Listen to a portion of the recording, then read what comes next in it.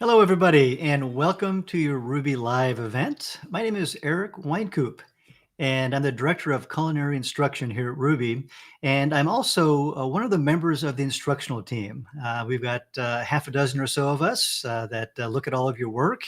And so you'll see some of my comments and feedback along the way as well. I want to welcome you specifically to my office hours today. This is your chance to ask a question about food and cooking, and my opportunity to do my best to provide a response, based upon my experience, of course, and we'll go from there. All right. And, as we start out today, I just want to mention one item. As we get started, there are a number of questions already populated on the right-hand side of your screen. And as you look at the individual questions, you'll see a heart-shaped icon, kind of in the upper right-hand corner of that box. And if you would like that question answered sooner than later, go ahead and click on that heart-shaped icon, and it'll push that question up in priority. Okay, and that's it for sort of the housekeeping. Let's go ahead and jump into today's program. And the first question is from Carrie, who says, hi, I love the taste and cheesiness of nutritional yeast, but it gives me terrible gas. I've tried OTC, over-the-counter remedies, and have tried introducing it to my system in small doses, but nothing has worked. Do you have ideas to help or any substitute? I'm bummed.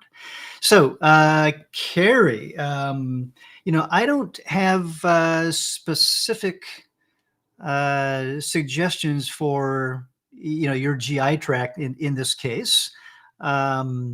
If a particular ingredient isn't working for you after, some time and some trial and error, it may be your body telling you to back off. And this could be a time just to jettison the nutritional yeast and go on to other umami-rich additives. And I should say ingredients. And one of my favorites is miso paste. And miso paste comes in a number of different styles. And each of these styles are often recognized by a color difference, but they will vary in flavor and in saltiness or sweetness.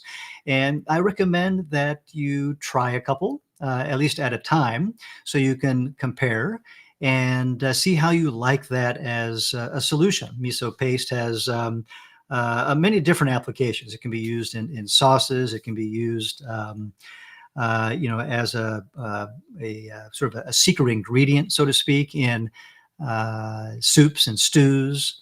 And, just think about other ways that you might add a little touch of flavor along with the umami taste that miso is rich in, okay? Amino acids are also commonly used, kind of a soy sauce-like product in terms of flavor, adding saltiness and other flavor, accompanying flavor. So this is also a popular item to use for umami. And there are other things, but those are a couple of solid places to start. And so I hope you'll give that a try in terms of substitution ideas. But again, for all of us out there, it is really a good idea to just listen to our bodies. And certainly there is an adjustment period, when we make a significant change in a diet, such as introducing a lot of fiber if we're moving onto a plant-heavy diet. Our body requires some time to kind of get used to that. But if a single ingredient persists in its trouble, that it provides us, then it's probably a good time to just steer clear of that item. Thank you. All right, and the next question. This is from Patricia Juliana, who says, hello, Eric. I have no cooking experience at all, and I live in Mexico. All right, perhaps it's Patricia Juliana. Welcome from Mexico, one of my favorite places on the earth.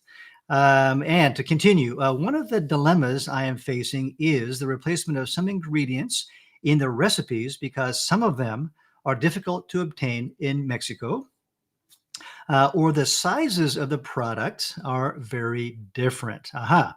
So this falls into this common category of questions that we get around ingredient substitutions. And, there are a lot of variables to consider. And, the first question that I ask myself, ask you to think about is, what is the function of the original ingredient in the recipe? And once we figure out what the function is, how it acts in the recipe, then we can think about ingredients that might be a suitable substitute, keeping in mind that sometimes an ingredient will be replaced or can be replaced by a single ingredient. But other times, multiple ingredients may be needed to replace a single ingredient in the original recipe. Again, just depending on the function or functions of the original ingredient. Okay. And then the second thing I want to mention is please keep in mind as we make alterations to recipes, whatever the change is, whether it is an ingredient itself, or a cooking temperature, or a cooking time, or a cooking method, that we should expect changes to the finished product. Okay, that's going to be a reasonable expectation. All right. Now, back to the heart of the question here. I'm going to suggest that you reach out to us if you have specific questions about our preparation. Reach out to us at support@rouxbe.com, and that'll give us a chance to address your question one-on-one, because there are often different nuances that are unique to your setting that should be addressed. And that's going to be the best way to find some common ground that'll allow you to make what you want to make, or allow you to make what you need to make while still fulfilling the requirements of an assignment that you might be submitting for us to critique. Okay. And so when you do write in, please include a brief synopsis of the original situation and what the issue is, and what if it's, for example, if it's an allergy or something that's significant in that respect, then let us know what those boundaries are so that we can understand how far the playground extends, as we try to choose or brainstorm with you appropriate substitutions. Okay. So I look forward to a message from you at support@rouxbe.com. Thank you. Okay. And then the next question, this is from Carlene, who writes, what is the best way to rinse small grains like amaranth and teff? Aha. My favorite way to rinse these very, very small grains, these, for those of you that have not used amaranth or teff, these grains are smaller than a pinhead. And so they can very easily pass through many strainers that we might have in the kitchen. And we certainly don't want to be using a colander that has even larger holes. But my favorite way to rinse these small grains is to use cheesecloth. And if you take a colander or some reasonable size strainer and line it with cheesecloth, and I would recommend at least folding it in half for 2 layers, then you're going to capture what you need to, and maybe even more than that. Now give it a try and see if 2 or maybe even 3 layers is going to be the best answer. But nonetheless, cheesecloth is the way that I like to handle that. And then you can do your rinsing. You can pull the cheesecloth out of the colander or strainer, and then you can shake the water out or let it sit off to the side as you need to, and before opening it up into a bowl or a pan. And you'll need to gently sort of shake or pat the backside of the cheesecloth, or even rub the inside in order to loosen up some of those small grains that might adhere to the texture of the cheesecloth. Okay. If you're working with a relatively small quantity of these small grains, then consider even a coffee filter. You can use if you've got some sort of a harder plastic or whatever the material is, but a harder container to hold that coffee filter, that is convenient as well. Then you can just put your grains inside, run some water over it as you need to, let that run through, and then pull the filter out with the grains, and then transfer that to your cooking vessel. Okay, so those are a couple of suggestions, and I would imagine that something in there will fit your situation. Thank you. And let's see, next up, we've got a tilapia question from John, or it could be a beurre blanc question. All right, John says, I recently attempted to cook tilapia with a pink peppercorn beurre blanc sauce. Aha, so that sounds like one of the Rouxbe recipes. The result was quite underwhelming.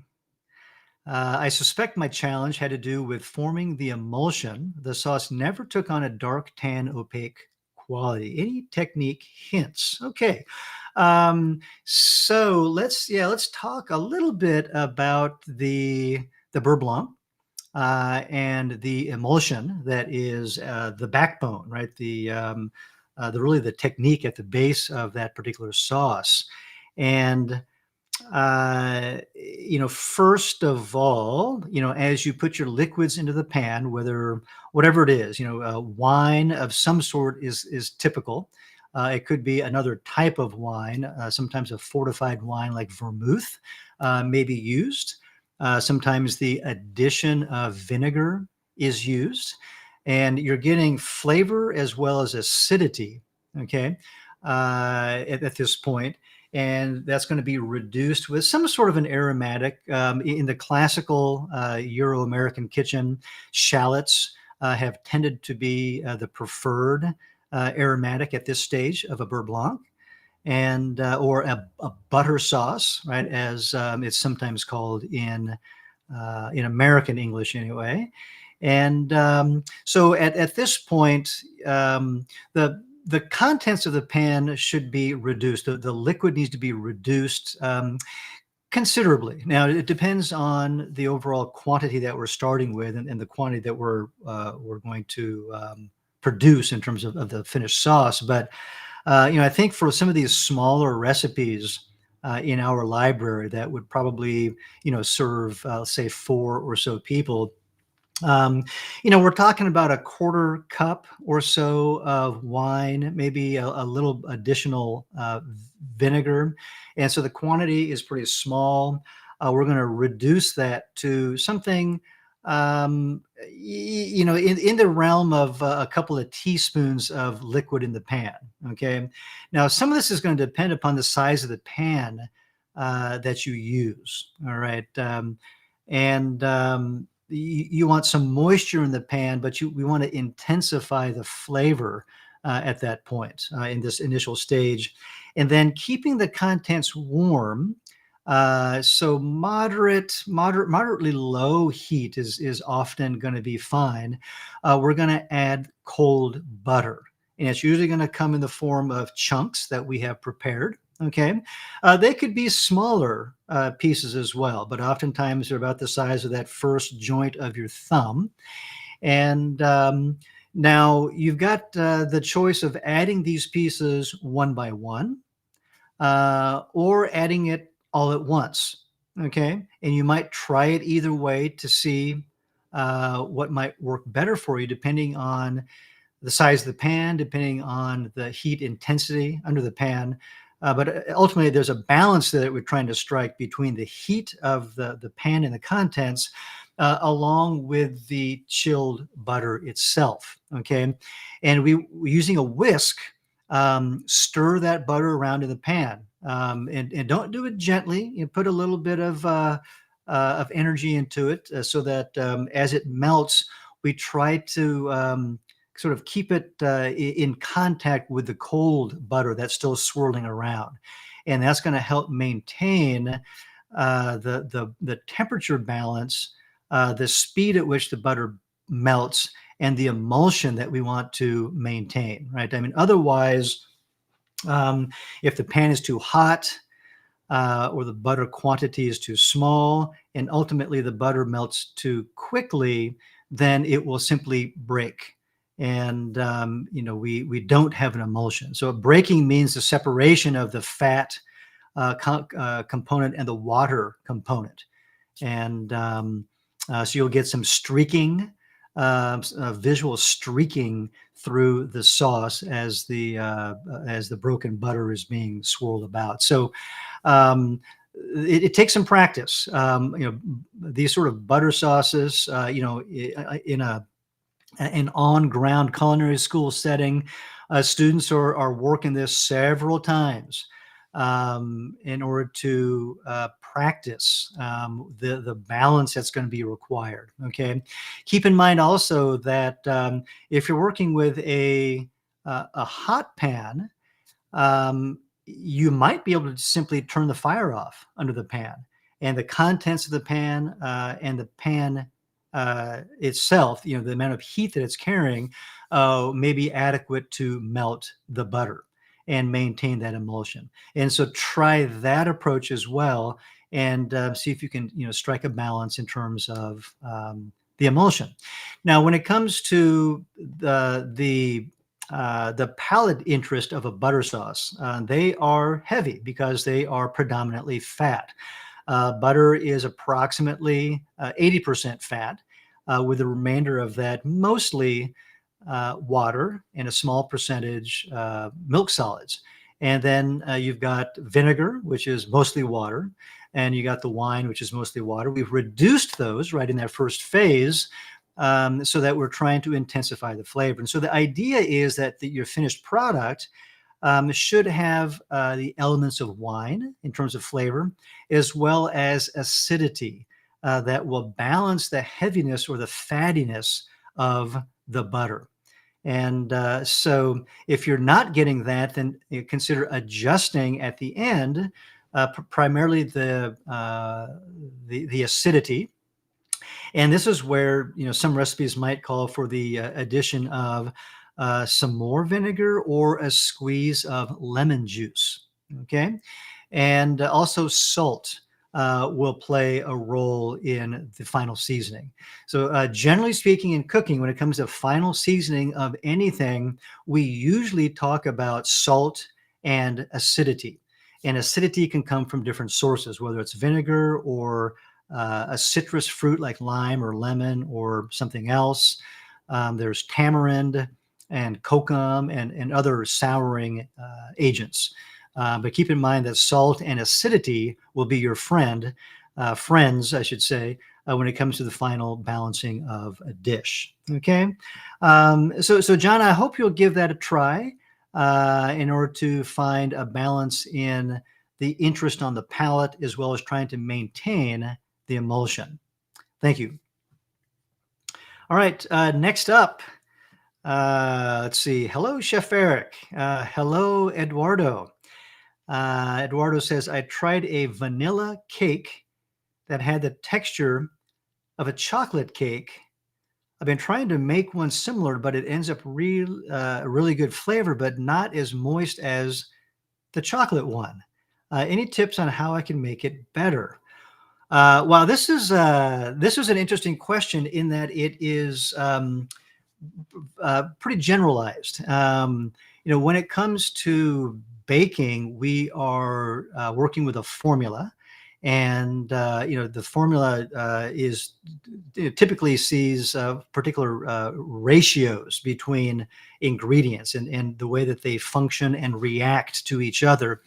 And what I'm going to suggest here is there's just too many moving parts with a question of this nature. What I would suggest, Eduardo, is if you have a place to start, in terms of a recipe or a couple of recipes, then we can look at those side by side and start to kind of tease apart the function of different ingredients.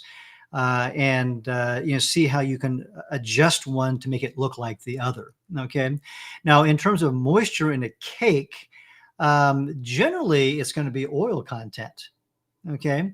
And so if you wanted to start tinkering yourself, with the recipe or the formula, then you might increase, the oil content, which is a common source of moisture for many cakes. But again, it just depends on the cake and what else is going on inside of that recipe or formula. So again, play with it by adding oil. And when you get to a point when you want to reach out to us, we're at support@rouxbe.com. The more information you can include, the better. Thank you.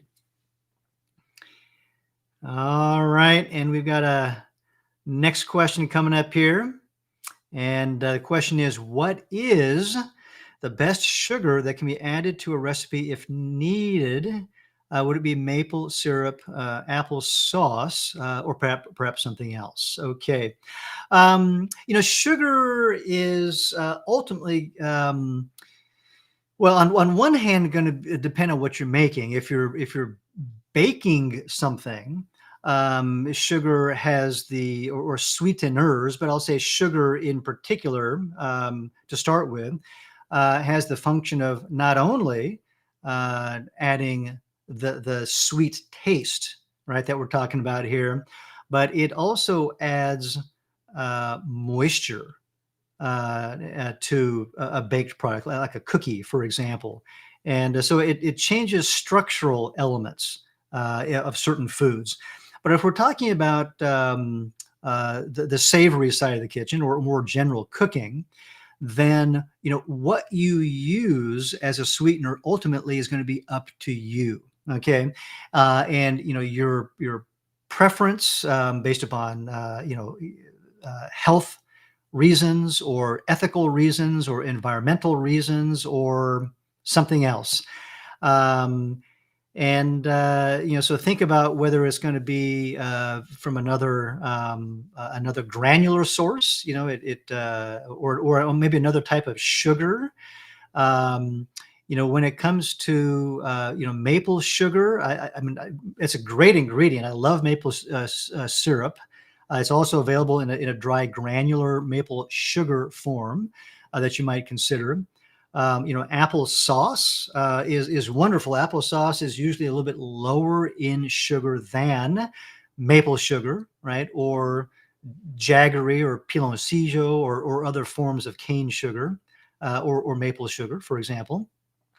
But apple sauce can provide great moisture to an item, along with the fiber, right, which is of course beneficial for our health. Your suggestions are fantastic.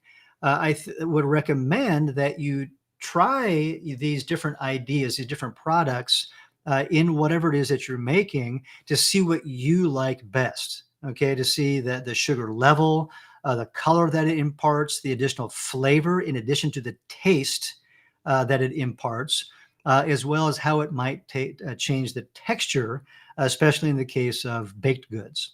Okay,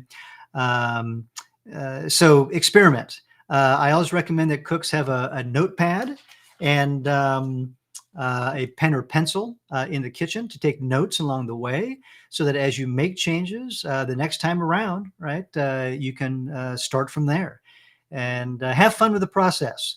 Cooking ultimately is going to be based in large part on your experimentation. And your trial and error, so to speak. You're tinkering with recipes and learning as you go. Okay, that's a huge part of the learning curve in the kitchen. A small percentage of it, in my opinion, is going to come from the textbook, right, or other outside resources. And so I encourage you to have some fun with it. Thank you. So Tina's response is yes for baking. I wanted to use the healthiest. Yeah. So as I just mentioned, applesauce works really well, as well as other fruit purees. It could be date or fig or apricot or something else. You have a choice between using fresh fruit purees or more flavor and sugar intense dry fruit purees. And so try them both ways. I would, in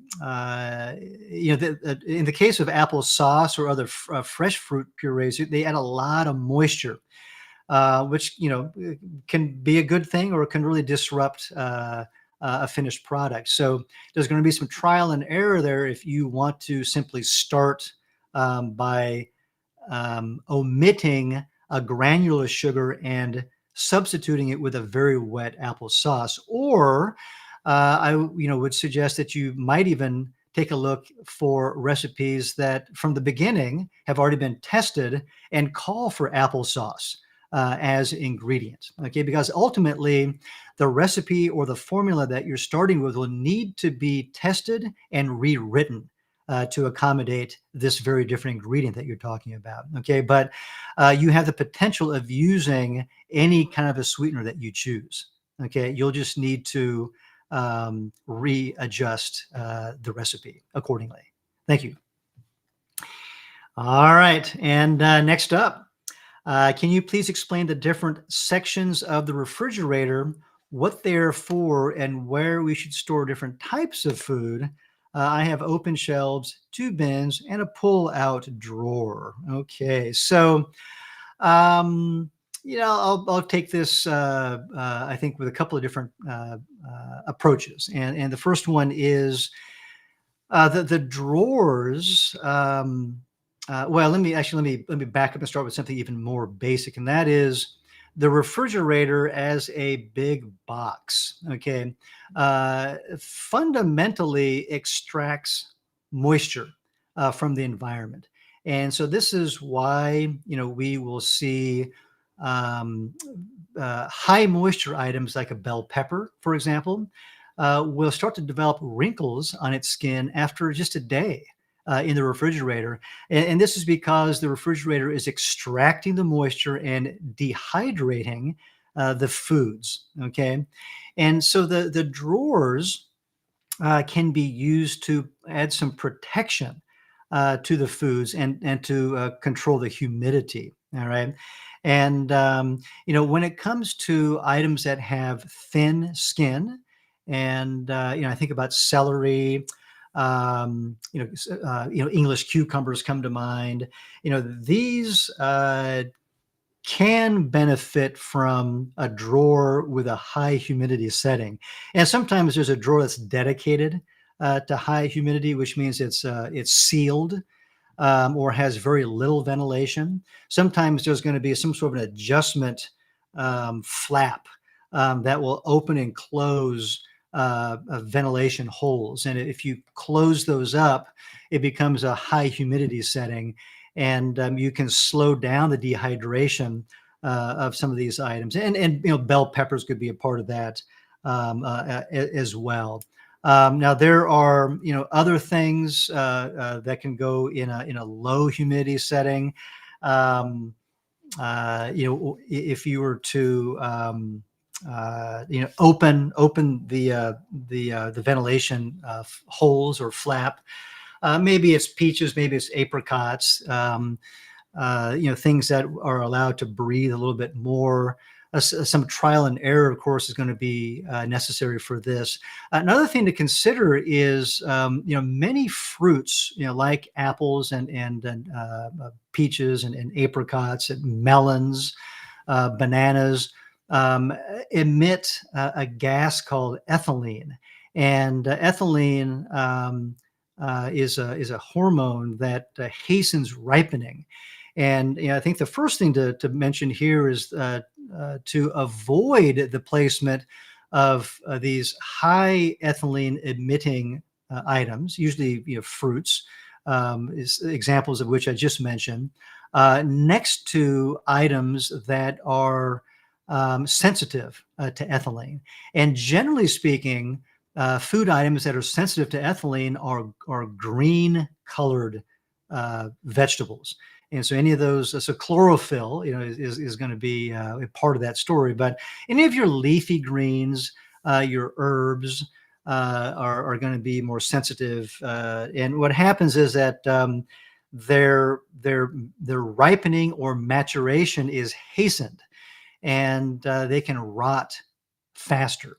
Okay, so it shortens their shelf life if they're placed in close proximity with these high ethylene emitters. Okay, now at least in my kitchen, the typical high ethylene emitting fruits, avocados and bananas and apples and melons, for example, are kept outside of the refrigerator typically. Which is a good thing. So they can just air out and not disrupt things around them. But do keep that in mind if you happen to store these things in the refrigerator. Okay.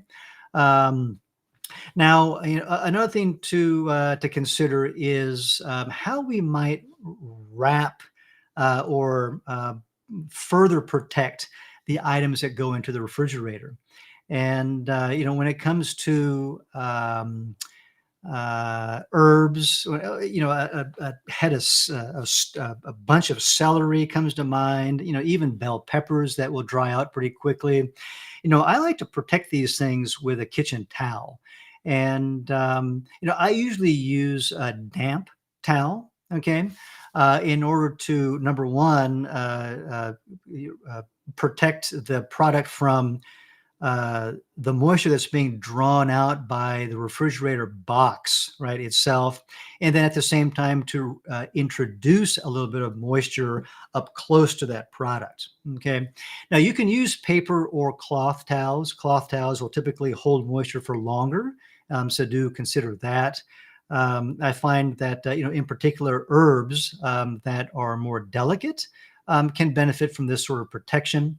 When it comes to the most delicate herbs, cilantro comes to mind, and one way to store those is upright in a small amount of water, just like you would a bouquet of flowers. And so that's one thing to consider.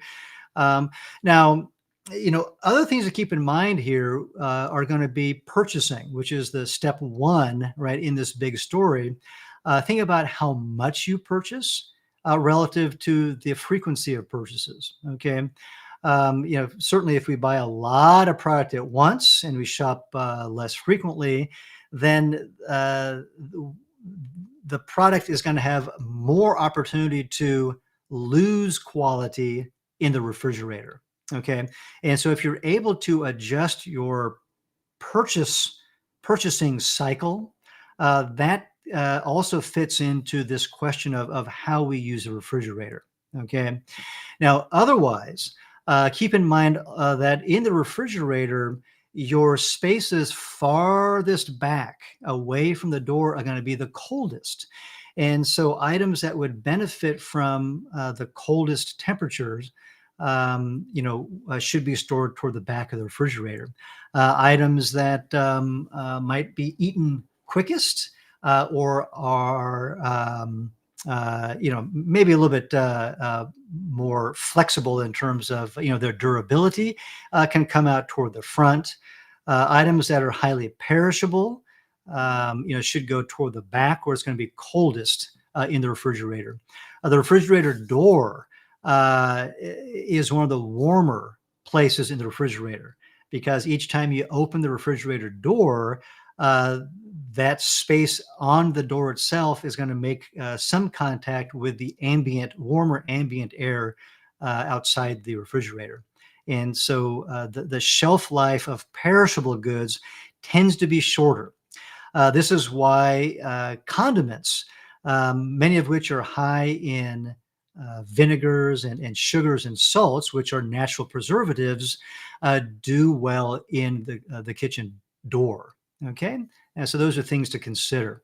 I mean, otherwise, organize the refrigerator so that you can see things, that you can reach things conveniently, and that you're apt to, use things effectively in terms of their life cycle.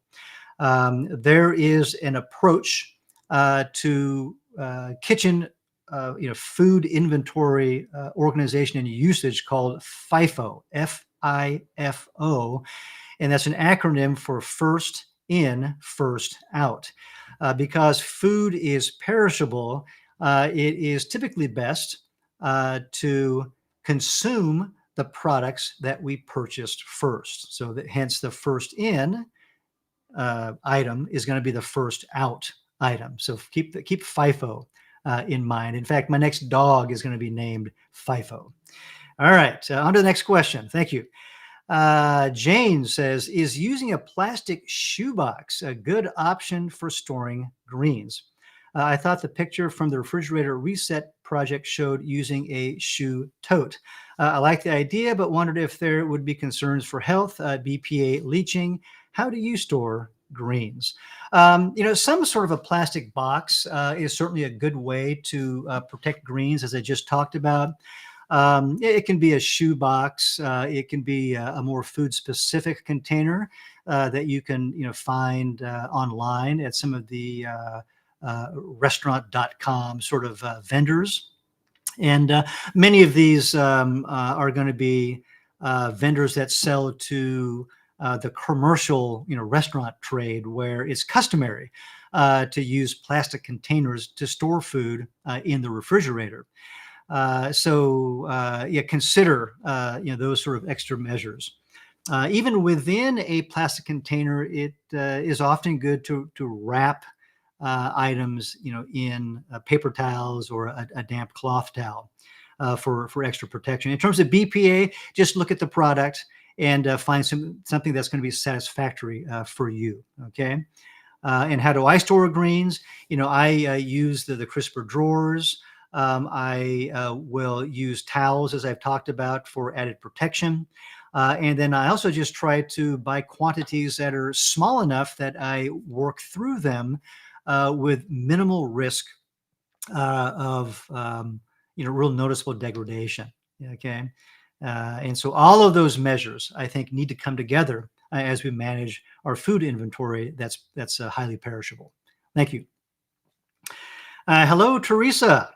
I don't have a specific question at this time, but will appreciate hearing the responses to questions from others. However, I would be very interested in hearing more about the topic listed, re how to turn passion for cooking into profit. Okay, this is a fun question, fun topic, and it's a broad one as well.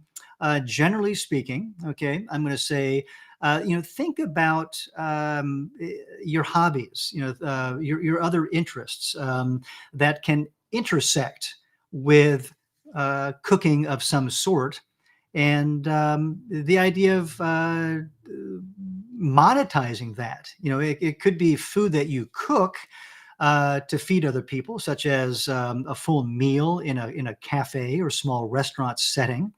It could be a single product, like a hot sauce that you bottle and you sell retail, or it could be something that you don't cook and sell at all, but rather something like food photography, or it might be food styling for a photographer who does food photography.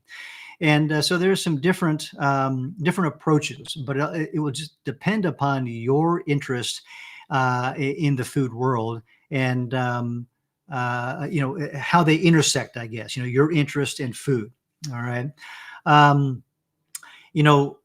When it comes to starting a business of any sort, I am a big fan of working up, producing, writing out a business plan so that you are confronted with many topics, questions, issues, and possible conundrums that you can work through on paper before you're actually faced with those things in a setting where you risk losing lots of money very quickly. Okay.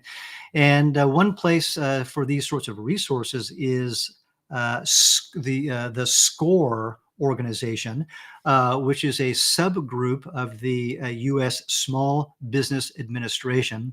And their website is score.org, which you'll see on your screen. Okay. And they've got resources and also people available to help you through some of these business startup questions. Thank you. Okay. And let's see. So Sandra is asking, sorry, did I miss something? Oh, no, not at all. We're just getting started. I thought we are not using oil in our recipes. Whole food plant-based SOS. So SOS is salt, oil, sugar, as in no salt, oil, sugar in their added forms. Would you have any suggestions to make a cake fluffy other than oil in regards to a question earlier on? Um, let's see here. So I thought we're not using oil in our recipes. It depends on your approach. Okay, so yeah, in our forks over knives course, there is certainly a suggestion that you consider what it would be like, in your life if you omitted added fat, um, and as well as sugar, oil, and salt. And some people are choosing to take that more aggressive approach to address health concerns. Others are just trying to dip their toe in the water, so to speak, to see if they can do it, because it's a big change for many people. Excuse me, just a moment.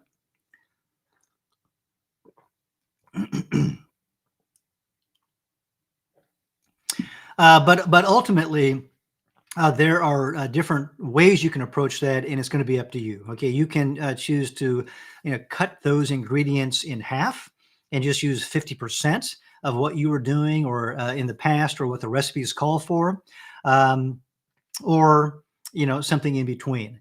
And also, I'll take a moment here and say, sure, if a person has a health concern that they really want to address, hardcore, that's one thing. Go for it. I encourage you to do that. And, but on the other hand, when it comes to cooking and eating food, I hope that generally we can do it in a way that's balanced, and find an approach that is going to still maintain the joy of cooking, the joy of eating in your daily life, as well as in the lives of those around you that you might be cooking for. Okay. And then when it comes to making a cake fluffy, oil will certainly add moisture to a cake, but oil will also add density to a cake, because oil itself is very heavy. Now, when it comes to a lighter cake, and this is going to be true of batters in general, so it could be pancakes for breakfast as well, consider increasing the leavening agent. And very often we're using baking powder, in the formula, and just try increasing that and see what you come up with. Um, and that would be a first easiest, I think, place to start. You can also introduce air through meringue if you're using egg whites, or aquafaba if you're using just plant-based sources. Okay, and aquafaba is bean water, and aquafaba is very commonly taken from the can of canned beans, that liquid that's in there. Or you can use the liquid from beans that you cook at home, but generally speaking, the concentration is less. In other words, there's a higher water content in the water, the aquafaba at home, in which case you can reduce it on the stovetop to concentrate all the starches and proteins and things in that water. And then you can mix it. You can whisk it just as you would regular meringue. And then that can be folded into a batter. And then you can move forth with your preparation. So those are a couple of ideas for you to try. Thank you. All right. So Sarah says, which stove do you prefer for cooking, electric or gas, and why? For me, it doesn't matter. Uh, you know, um, it's just a matter of getting used to what you have. At home right now, I've got gas. I have, I may have an opportunity to cook with on electric coils once in a while. In the past, when I was cooking in commercial kitchens, I cooked in both on both gas and commercial electric ranges, and you can cook equally well on either one. It's just a matter of getting used to using that particular equipment. Okay. Um, Now, there are discussions these days about the detrimental effects of a gas range to the health of people and animals in the environment. So, if that interests you, you might take that into consideration. But otherwise, when it comes to cooking, it doesn't matter. It's all about the skill that you develop to do what it is that you want to do. Thank you. All right. And next up, hello, Mary Jo. When using a thermapen, okay, or for the greater audience, this is also called an instant read thermometer. So when using a thermapen to check temperature, for example, when making jams, etc., should the tip of the pen touch the base of the sauce pan? Just a note to say the feature you've added to get the answer to a question, to a particular question directly is very useful. Excellent. Thank you for your feedback on that feature. And regarding the InstaRead thermometer, these convenient pocket thermometers, um, ideally, no, it would not make contact with the pan itself, in which case we're going to get the influence of the pan temperature. Instead, give the contents a stir to evenly distribute the heat, and then stick your thermometer in, ideally somewhere in the middle of that mass of food in order to get your temperature. Okay. And, as you look at the stem of the thermometer, very often that last maybe centimeter or so has some sort of a little different diameter, looks a little bit different. And that's going to be where you want to have that whole thing submerged, ideally. If you're using an analog instant read thermometer, as you look at the stem, um, somewhere up toward the middle of the stem, maybe a third of the way up or so, you'll see a little divot, a very small little divot in the stem. And you want to put it deep enough to submerge that divot as well, because this whole section of the stem is going to be used to take in the thermometer, take in the heat, and then register that on the dial up here. Okay, and so submerging the stem adequately is going to be important as well. Thank you. All right, next up from Nancy. Do you have a formula of how to choose the diameter of a saute pan for the volume of food that you're cooking, the no oil method to prevent steaming? Okay, so when looking for new alloys and designs in saute pans, what should we be looking for? Brands? Okay, so we've got at least, 3 different questions here. Let me respond to the first one regarding pan size. And so the question is geared directly toward the avoidance of steaming, okay, when sauteing. And the no oil method is called out here, but whether you're using oil or not, okay, this is going to be a concern. So the traditional classical saute method or the no oil method, okay? We get steaming of product when the pan is overheated, all right? And so regardless of the pan size, if too much product is added to the pan, then we run the risk of overheating. Okay, so pan size is irrelevant. Instead, choose whatever pan size is going to be appropriate for you. Okay, based upon your burner size, your burner BTUs. Just whatever is going to be best for you. If you're cooking for 1 or cooking for 4, for example, all those things should be considered. And then we want to heat the pan adequately. and then add oil or don't add oil, depending on what path you're taking, and then add the appropriate amount of food to the pan to avoid steaming. The steaming results because when a lot of relatively cool food is added to the hot pan, the temperature of the pan drops. And rather than the maintaining that sizzling high heat environment, we start to promote steaming, okay, which is a lower temperature sort of um, process that's going to be initiated. Okay, so food quantity is going to be most important. All right. Um, and in that case, if you have a lot of food to be cooked, you'll need to cook the food in batches. And so be prepared to have a bowl or some sort of a pan off to the side where you can remove the contents from your cooking pan to be held while you then move in the next batch of raw product to be cooked. Okay. Thank you, Patrick, for breaking these questions up. The next sub-question here, now standalone question, is when looking for new alloys designs in saute pans, what should we be looking for? Nancy, let me tell you, I am not up to speed on new pan alloys and designs. Namely because I don't get too caught up on new alloys. I think if we buy solid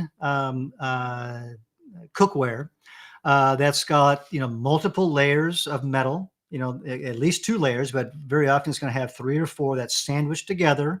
Often it's going to be aluminum, stainless steel, aluminum, copper, aluminum, sort of a layering in order to evenly distribute heat.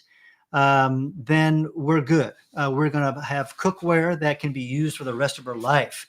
And we have these new companies that will introduce. They'll rearrange the order of the copper or the aluminum, or maybe add another layer of copper to the one that's already in there.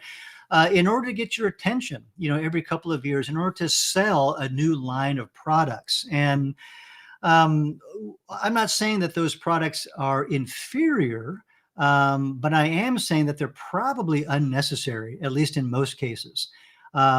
So in terms of brands, I would say that really depends on your budget, okay? Because cookware, as we know, can span quite a range of prices. And, if possible, try cooking on different branded products. Maybe friends or family already have some that you can try out. That would be the best thing to do. Okay. And then you can see if you like it or not. And other considerations are how heavy the cookware is. Some expensive, robust cookware is also very heavy and, on its own. And once we load it up with food, it becomes very heavy and uncomfortably so for a lot of cooks. And so I think it's important to think about that as well, as the construction of the pan itself. Okay. Another thing is if you can get your hands on the pan, what I like to do is I'll grab the pan and grab the handle, and I'll just see how solid the handle and the attachment is to the pan. In other words, I don't want much movement at all. I don't want any flex in there. I want a nice, solidly built pan. I've come across pans that I have bent in the store. I have come across pans that I've actually broken a piece off, and I kind of look around and I put it back on the shelf and I walk away. But look for good quality cookware. Okay. Take a look at a place like Costco, which has a history of offering sets of stainless steel cookware that provide a really good value. And their Kirkland brand is one example. They often will offer others. But outside of that brand name, there are many, many good choices out there. Okay, so take those things into consideration and try to test them out if possible. Okay, thank you. All right, moving on here. The next question: what would be the benefit of having an air fryer? I noticed a number of FOK recipes use them. And is there a formula for using the oven instead? Example, time and temperature. An air fryer is it's just a small, stovetop, an emphasis on small appliance, which allows you to do multiple things, like um, roasting and like sautéing, without cranking up a bigger oven, which could be less efficient. So when it comes to especially smaller quantities, some of these smaller stove, or I should say countertop appliances, whether it's an air fryer, or a kind of a toaster oven, appliance. These things can be really efficiently used, and once you learn to use them, you can produce some beautiful meals out of these small appliances. And so it's all about developing your skills in cooking and your knowledge around food handling and practicing the use of these appliances. Um, in terms of a formula that translates to an oven, I don't have a particular formula. You might check online to see if anyone else does. I would also suspect that if you do find, someone's formula, that you're still going to have to do some practice in your own kitchen based upon your own style of cooking to see how one appliance translates to the other. Okay. And again, this is where I recommend taking notes and compiling your own customized cooking guide for you and your kitchen. That's what I do, and it works really well. All right. Thank you. All right. Another question from Nancy. I have spent a lifetime collecting interesting cookbooks for SAD, right? SAD, the Standard American Diet. Now whole food, plant-based. Do I dump the old and figure out a way to convert recipes? Wow, Nancy, that's it's kind of a fun question, but it's also just a very personal one. I think that on one hand, a person could easily just donate all those old cookbooks to your local library or their fundraising arm, and then maybe go out and buy one or two plant-based cookbooks that you enjoy, or start out by borrowing some from the library to discover what it is that you might add to your own library at home. Okay, but if you feel like tinkering and doing a lot of experimenting, then hang on to them and try to convert some of those old favorites that you have, into plant-based recipes, keeping in mind, as I mentioned earlier in today's program, that when we make any changes to a recipe, we should reasonably expect the finished product to be different. So that's going to be color, it's going to be smell, it's going to be texture, it's going to be all these aspects of food, okay, that have the potential to change. But take it either way, I think either way could be quite fulfilling. All right, thank you. And Karen says, how do you pronounce the Rouxbe word? It's pronounced Ruby, as if it were spelled Ruby. Okay, Ruby. Thank you. And Nancy asks, as a chef, are you in the kitchen creating new dishes? The home cook more often returns to what was successful, maybe returning to serve what was appreciated by family members. How do chefs document and store so many recipes? Storage ideas for the home cook? As a chef, are you in the kitchen creating new recipes? Yeah, I mean, when I cook, I'm usually cooking impromptu, just based upon what's in the inventory and what I feel like, or what I have been inspired by. And inspiration often comes from cookbooks. Sometimes those old sad cookbooks, sometimes the new plant-based ones. And and so what I cook is often something new every day.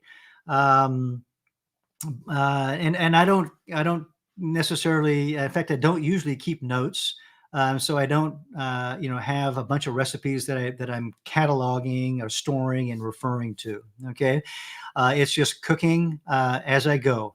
And it's going to be, what's in season. It's going to be what's on sale at the store. It's going to be what I pull out of our community garden plot down the street, or something else. What a friend or neighbor shared with us. And so things do change, but I don't take notes. Um, and you bet, whether you're in a home setting or in a professional setting, you are going to return to making things that are popular because people are going to like them, and they're going to pay you in a restaurant, or they're going to otherwise enjoy your meals at home. So often we're going to find a preparation or a recipe that we like, and then we will make variations of that, right? By changing an ingredient here, an ingredient there.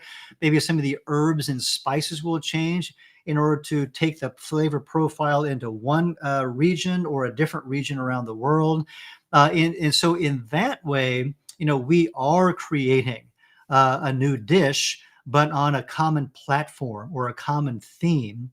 And you can, have a half a dozen different recipes, but then create dozens and dozens of different dishes from that. Okay.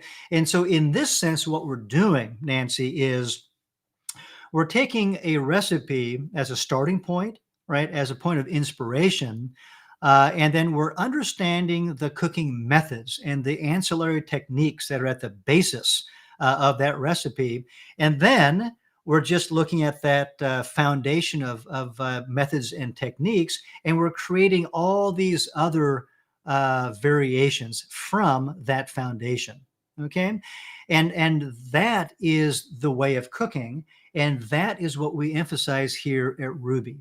Okay. And I want to, mention that, we do have a lot of recipes in our library, and all of our courses have plenty of practice recipes that are included, but they're only practice recipes. Okay. They're only there to sort of guide you down this path of practicing your methods, cooking methods and techniques, with the idea that one of these days you will finally take off, and fly on your own, and not have to refer to recipes, at least for the most part. Okay, when it comes to perhaps baking, right, where formulas are used, sure, it's important to stick to those formulas, and so we might refer to those on a regular basis. But otherwise, when it comes to cooking, you're on your own, and you're going to enjoy the freedom that comes with learning how to cook.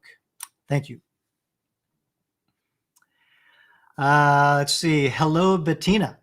Do you recommend cooking with an air fryer? Do you have a specific one you could recommend for two people? Too many choices and options online can make decisions a bit difficult. Aha. I have used an air fryer a number of times. I have checked it out from my local library. And do I recommend it? I think it's quite fine. If there is a compelling reason why you want, a stovetop, or I'm sorry, a countertop appliance, then go for it. But otherwise, if you've got other equipment that does that, like a broiler or an oven or a toaster oven or something like that, then that's quite fine to use as well. As I mentioned, it's just a matter of getting used to what it is that you have, developing the skills and the food handling knowledge around what you have, unless there's a compelling reason to shift to some different technology. Okay. As for brands and specific models, no, I don't have any suggestions. But what I do suggest is that for any sort of an equipment or tool purchase, that you go online and look for reviews from two sources, consumers, right, the end user consumer, and professionals to get their opinion on whatever. And then read through those, the commentary in order to figure out what features, pluses and minuses, are going to be most meaningful to you. Okay. Don't necessarily just grab a 5-star rating and run with it. In fact, I avoid the 5-star ratings and I drill down to the 1, 2, and 3-star ratings because that's where the more interesting commentary lies. I want to know what the issues are with this air fryer, in case those same issues are going to be meaningful to me as the cook. On the other hand, if the air fryer is getting 5-star ratings and everything goes well, then it's probably going to go well for me too. Okay, so take that approach when you read reviews, and critically choose what sort of equipment, appliance or tool that you might introduce to your kitchen. Thank you. All right, and we have Jane, who asks, I recently purchased ingredients for a bean salad and no bake brownie that I made for distributing food samples. I struggle converting quantities. I have purchased both too much and not enough. Do you recommend a tool to help me with this?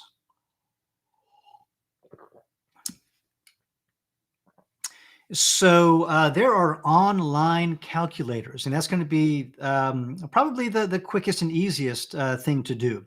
And you can do this, I think, on a recipe basis, and some sort of a suggestion will be provided.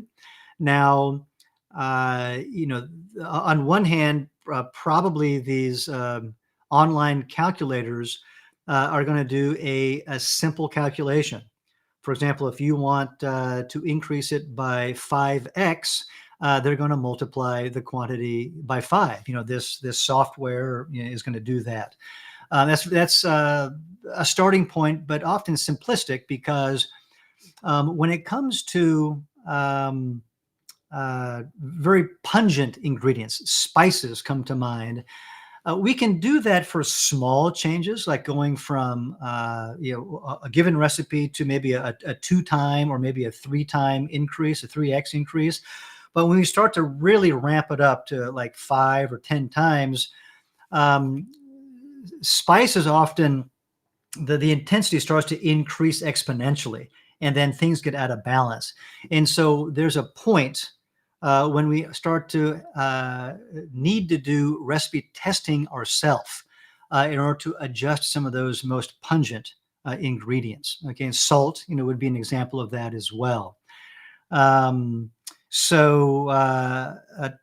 Keep those things in mind. Try an online calculator, which can work for all the basics. Okay, beans and grains and carrots and onions, for example. But know that you'll need to do some customization on some of these pungent ingredients. And then part of it also depends on the service size, right? The individual service size.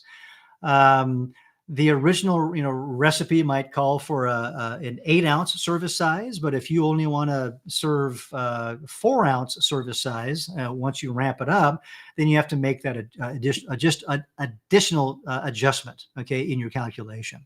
Okay, and if hopefully that's helpful.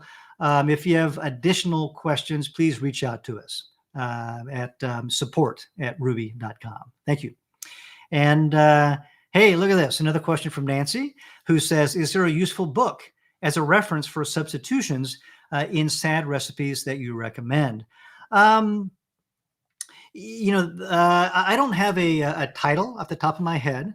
Now, when it comes to baking, there are a number of references that I've seen online. So you might just do a search and check out some of those because, again, the function of the ingredient becomes more critical in the baking context. And keep in mind, very often that when we remove an item like eggs, which are very magical, because they fulfill a number of different functions in a single ingredient. In a plant-based kitchen, we're talking about introducing multiple ingredients to replace that one item. And so take a look at some of the information that's out there in order to understand that process. When it comes to the savory kitchen and removing an animal-based fat or an dairy or something, it's often very simple because there are equivalents in the plant-based world. Okay, now they will taste different. They might look different. So you'll need to make some adjustments along the way, but that's usually an easier adjustment to make. All right, thank you. And then the last one from Leanne today, the question reads, I recently made the Dijon potato recipe as practice. However, my family did not like the Dijon vinaigrette as they are not fans of vinegar. What could I use to replace the rice vinegar? So the vinegar is added as a souring agent. There's some flavor attached to it as well, but primarily as a souring agent to stand up against the other heavier ingredients in the final preparation, meaning the potatoes in this case. So, think about other souring agents that your family does like, and you suggest lemon juice, which is an excellent choice. You might even consider cutting back on the vinegar if that's an option, with your family. But other citrus juices, can be there. Lime juice. So you might consider mixing orange juice and lemon juice in order to find something that's got a little bit less acidity, a little bit more sweetness. And you're bound to find something in there, okay, that would be satisfying. You can even mix vinegar and a citrus juice. Okay, so all of these are possibilities as you kind of navigate your way through the cooking experience, and at the same time, deepen your knowledge and broaden your skill set. All right, thank you. And this brings us to the end of our program today. I want to thank you all for joining me. I hope you found some insights in our discussions today amongst the excellent questions that were asked. And just a friendly reminder, if you have follow-up questions, please reach out to us at support@rouxbe.com. And until we meet again, happy cooking to each one of you. Thank you.